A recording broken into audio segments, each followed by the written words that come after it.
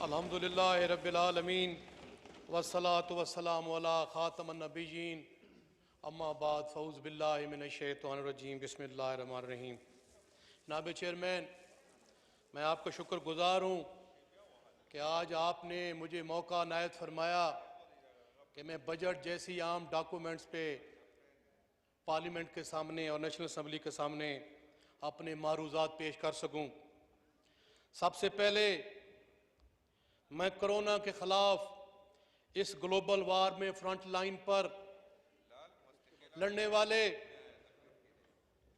अपने सिपाहियों, डॉक्टरों, नर्सेज, पैरामेडिक्स को सलाम पेश करता हूँ। वहीं कानून नाफिज करने वाले इदारे और उनके एहलकारों, सिविल एडमिनिस्ट्रेशन के अफराद समेत उस जंग में जो भी जिस कैपेसिटी में हिस्सा ले रहा है, मैं उनको दिल की अथाह गहराइयों से सलाम पेश करता हूँ। और जनाबे वाला, ये फ्रंट लाइन सोल्जर्स हमारे माथे का झूमर हैं। उन्होंने अपनी जानों को अजाब में डालकर यहाँ पर वो एक मसीहा का किरदार अदा कर रहे हैं, जो इस कोविड-19 में वफात पा गए हैं।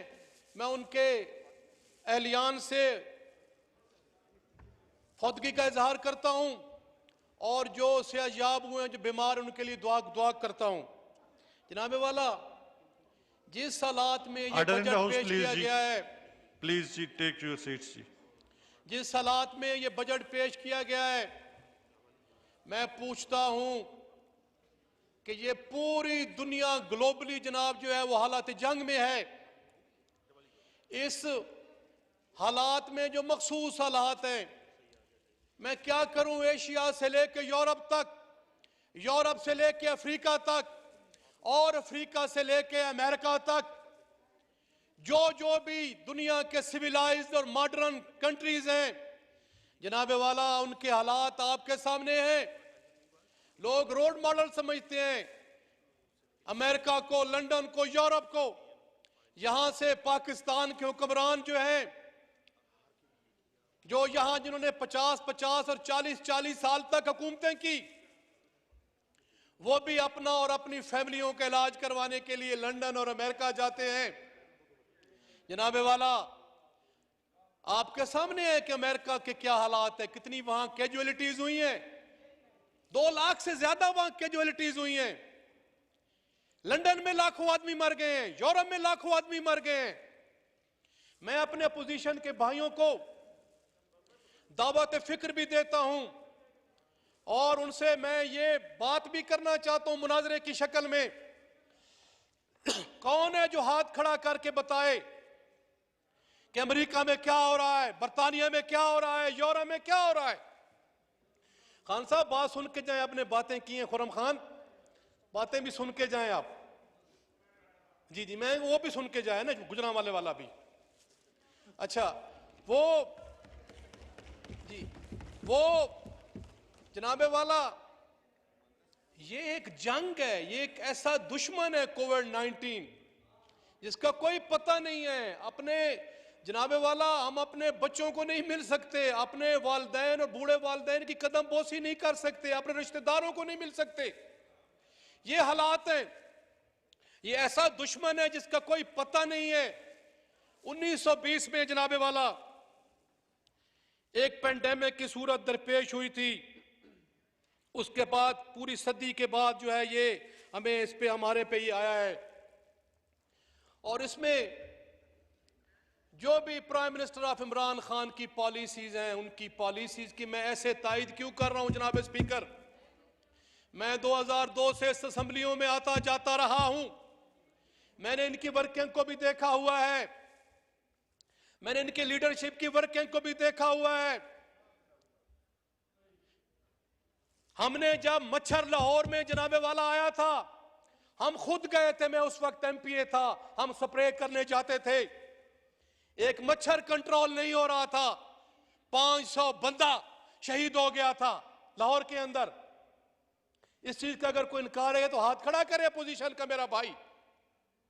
आज मैं पूछता हूं, इस वबा ने पूरी दुनिया को हिला के रख दिया है। अमेरिका के जो बजट्स हैं, जो दुनिया के जो मैं समझता हूं बहुत बड़े मॉडर्न कंट्री और सिविलाइज कंट्री के बजट्स को उन्होंने उनका सत्यानाश करके रख दिया है। वहां की गुर्बत के हालात देखें, वहां की मशीनरी बैठ गई है। अभी मेरे भाई कह रहे थे जनाब स्पीकर कि इन हालात में इमरान खान को हुकूमत मिली।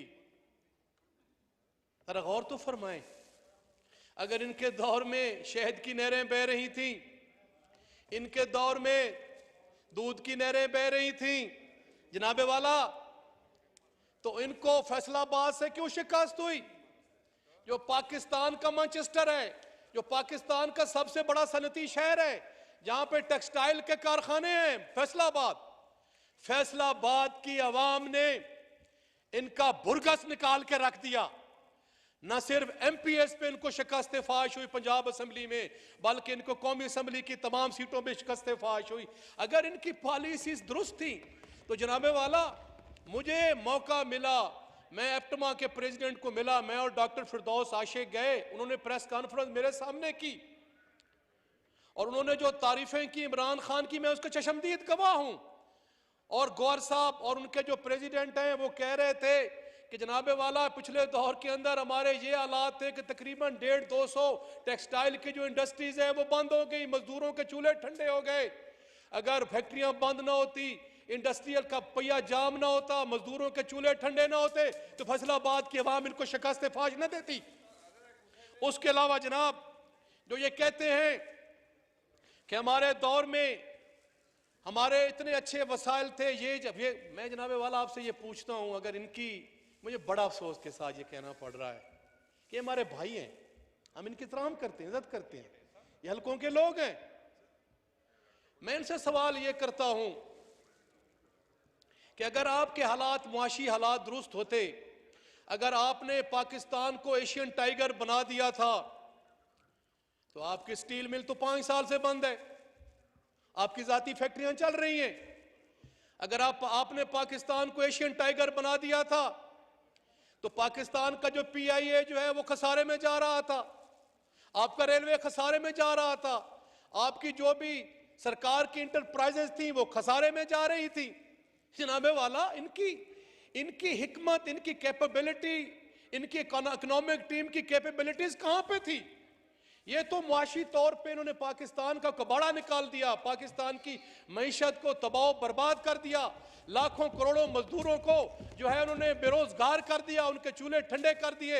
जनाबे वाला फिर जो इन्होंने दफातर बनाए हुए थे, 54 कंपनियां पंजाब में बनाई गई नहीं सर, सरकारी एहलकार जो सीएचपी ऑफिसर थे उनको ओबलाइज करने के लिए उनके लिए 54 कंपनियां बनाई गई, और जो डीएमजी ग्रुप 20 और 19 और 21 ग्रेड के जो लोगों की तनख्वाहें थी उनसे बढ़ाकर उनको 5-5, 6-6 लाख और 10-10 लाख के पैकेजेस दिए गए। उनके लिए लग्जोरियस गाड़ियां खरीदी गई, आलीशान दफातर बनाए गए। जनाबे वाला ये मुल्क के साथ जो होता रहा, इनकी इकोनॉमिक पॉलिसी मैंने बता दी, दूध की नहरें बह रही थी, शहद की नहरें बह रही थी, स्टील मिल इनके दौर में बंद हो गई, रेलवे खसारे में जा रही है, पीआईए खसारे में जा रही है। और मैं इनसे क्या पूछूं जनाबे वाला, जो कहते हैं कि फॉरेन महाज पे हमारी कामयाबी थी, मैं अफसोस के साथ कहना पड़ रहा है कि जो ये मियां नवाज शरीफ के रिजीम में, इनके जमाने में पाकिस्तान जो था वो आइसोलेट हो गया था। इनको मोदी ने घुटनों के नीचे दे दिया था। जैसे हमारे इलाकों में सर कुश्तियां होती हैं, उन्होंने इनको ऐसा पटक के नीचे मारा था कि जो पाकिस्तान के जो इस्लामिक कंट्रीज जो हमारे देरीना दोस्त हैं, सऊदी अरेबिया ने हमसे हाथ उठा लिया, यूएई ने हाथ उठा लिया, इवन दैट जो जिनके कारोबार उन्होंने भी हमसे हाथ उठा लिया। जनाबे वाला जो अमेरिका की हम जंग लड़ते रहे, उनकी नो मोर कहते रहे, उन्होंने हमें से कहना बंद कर दिया। क्या क्या जनाब हमारे साथ नहीं किया। ये मर्द मुजाहिद जब इमरान खान सर हुकूमत में आया, क्योंकि जब यहां से सर ट्रेवलिंग जाती है, यहां से मैसेजेस जाते हैं एम्बेसीज में कि ध्यानदार आदमी है, ईमानदार आदमी है, अखलास वाला आदमी है।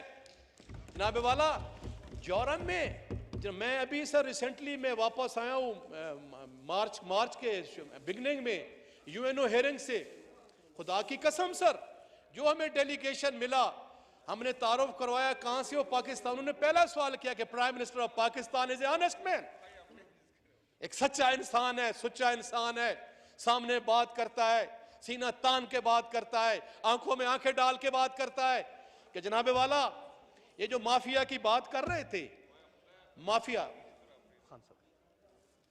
जो माफिया की बात कर रहे थे जनाबे वाला, आईपीपीज ने जो इस मुल्क के अंदर खिलवाड़ किया है, वो आईपीपीज को पनपने वाले, उनको बनाने वाले कौन है?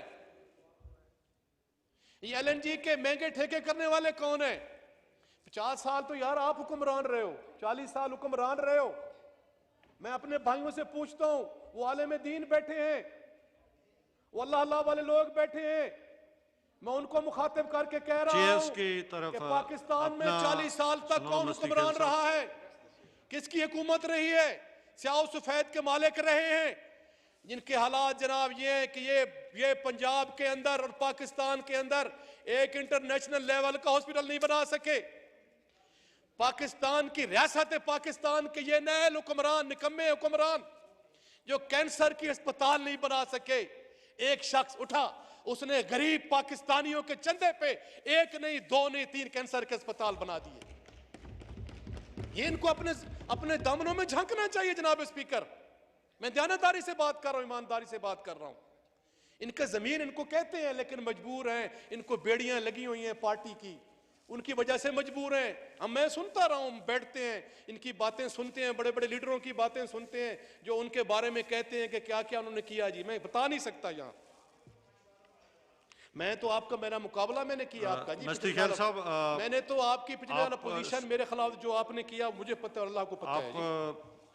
प्लीज, और मैं जनाब स्पीकर, चूंकि आपका टाइम वैसे ओवर हो गया है। सर मैं अभी तो मैंने स्टार्ट ही नहीं किया सर। कुछ जानकर ही हुआ हूं मौज दरिया का हरीफ, वरना मैं भी जानता हूं आफियत साहिल में है।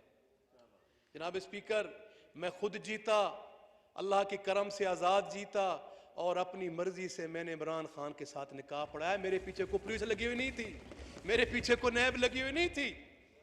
मैं सर फकीर आदमी हूं, सीना तान के चलता हूं, सीना तान के बात करता हूं, हुक्मरानों की आंखों में आंखें डाल के बात करता हूं। आए यहां मियां शहबाज शरीफ साहब के मैं एहतराम करता हूं दिल से, मेरे बड़े भाइयों की तरह हैं। आए मियां शहबाज शरीफ मेरे से बात करे, कहेगा कि मस्ती खैल जानदार आदमी है और नार आदमी है, आए बात करे। निकाह मैंने इसलिए पढ़ाया कि आपके जुल्म और जबर जी, की वजह अपनी से तकरीर जारी रखें, लेकिन वाइंड अप करें जी। वो सर सरायकी में कहते हैं, उठ ना रुन्ने बोरे रुन्ने, उठ ना रुन्ने बोरे रुन्ने। सर इसका तर्जमा यह है कि जब ऊंट पे हम ये डालते हैं बोरी शोरियां, तो ऊंट पे बोझ ज्यादा होता है, तो उन्होंने कहा कि ऊंट नहीं रो रहा था, जो उनके ऊपर वो बोरियां थी वो रो रही थी।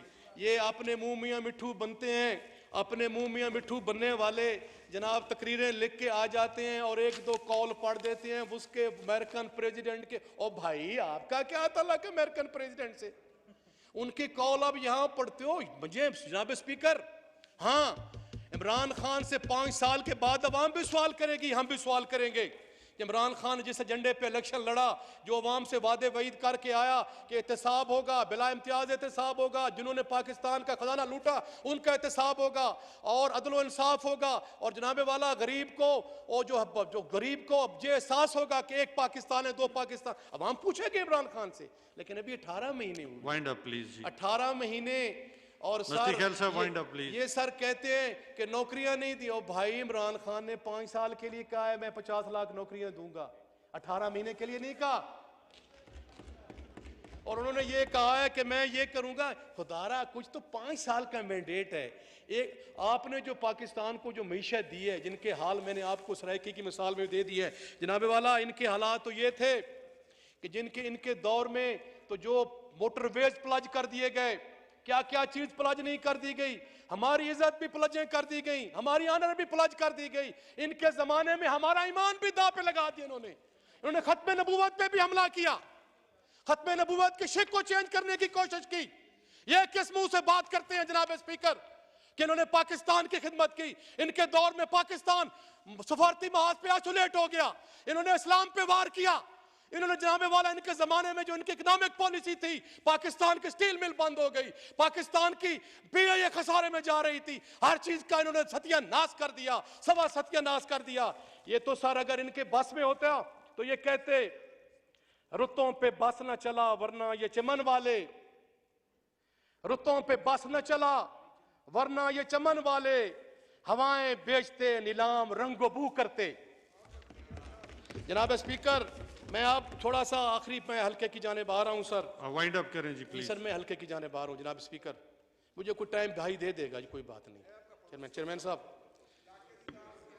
जनाबे वाला चीफ व्हिप साहब जो है वो बता रहे हैं कि आप ओवर हो गए जी, जनाबे वाला आप एक स्पीकर का टाइम ज्यादा ले गए। सर कोई नहीं, खैर है जी मुझे खान तू न करें पे खैर, मैं तेरी नुमाइंदगी करींदा था मियाँ वाली दी, मैं मियाँ वाली की नुमाइंदगी साथ कर देता हूँ, कोई बात नहीं, आपका पड़ोसी हूँ जी, इतनी सलाहियत तो मेरी है, मैं नुमाइंदगी कर सकता हूँ सर।